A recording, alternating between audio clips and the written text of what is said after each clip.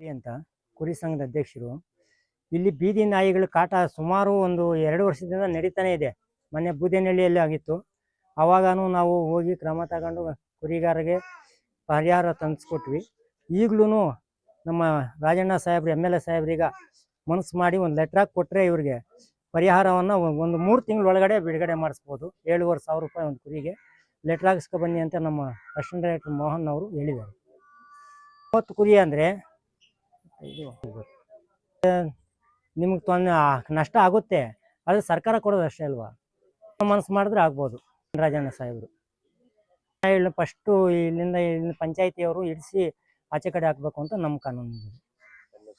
ನಾಗರೆಡ್ಡಿ ಅಂತ ಸಿಂಗನಹಳ್ಳಿ ಗ್ರಾಮದ ರೈತರಾದಂತಹ ಶನಿವಾರಮಪ್ಪ son of Chinnappa ಅವರ ಸುಮಾರು 30 ಕುರಿಗಳು ಬೀದಿ ನಾಯಿ ಅವಳಿಯಿಂದ ಮೃತಪಟ್ಟಿರುತ್ತವೆ. ಸ್ಥಳೀಯರಿಂದ ನಮಗೆ ಮಾಹಿತಿ ಸಿಕ್ಕಿರುತ್ತದೆ. ತಕ್ಷಣ ಭೇಟಿ ನೀಡಿ 30 ಕುರಿಗಳ ಪೋಸ್ಟ್ ಮಾರ್ಟಮ್ ಅನ್ನು ನಿರ್ವಹಿಸಿರುತ್ತದೆ. ಆಕಸ್ಮಿಕವಾಗಿ ಮರಣ ಹೊಂದಿದ ಪ್ರತಿ ಕುರಿಗೆ 7,500 ರೂಪಾಯಿ ಪರಿಹಾರ ಧನ ಬರುತ್ತೆ.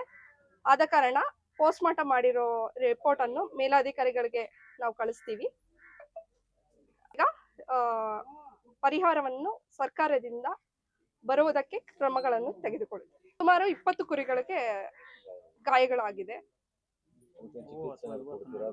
ಚಿಕಿತ್ಸೆಯನ್ನು ಆಲ್ರೆಡಿ ಮಾಡಿದೀವಿ. ಈಗ ಗಾಯಗೊಂಡಿರುವಂತ ಕುರಿಗಳಿಗೆ ಚಿಕಿತ್ಸೆ ಆಗಿದೆ. ಅದಕ್ಕೆ ಏನ್ ಕ್ರಮ ತಗೋಬೇಕೋ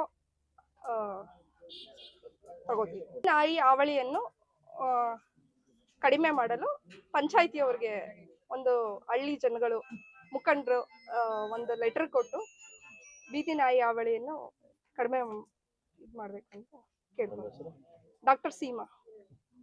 ತಾಲೂಕು ಕೊಡಗೇನಹಳ್ಳಿ ಹೋಬಳಿ ಸಿಂಗನಹಳ್ಳಿ ಗ್ರಾಮದಲ್ಲಿ ವಾಲ್ಮೀಕಿ ಜನಾಂಗದ ಶನಿವಾರಮಪ್ಪ ಸನ್ ಆಫ್ ಚಿನ್ನಪ್ಪಯ್ಯ ಆದವರು ಮೊದಲಿಂದ ಸುಮಾರು ಒಂದು 20-30 ವರ್ಷದಿಂದ ಕುರಿ ಸಾಕಾಣಿಕೆ ಮಾಡಿಕೊಂಡು ಅವರು ಜೀವನ ಸಾಗಿಸ್ತಾ ಇದ್ರು.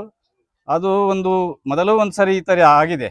ಒಂದು 7-8 ಕುರಿನ ಕಡ್ದುಬಿಟ್ಟು ನಾಯಿಗಳು, ಬೀದಿ ನಾಯಿಗಳು, ಅವರು ಪಾಪ ಯಾವಾಗೂ ಕಷ್ಟಪಟ್ಕೊಂಡು ಕುರಿ ಸಾಗಿಸ್ಕೊಂಡೇ ಜೀವನ ಸಾಗಿಸ್ತಾ ಇದ್ದಾರೆ.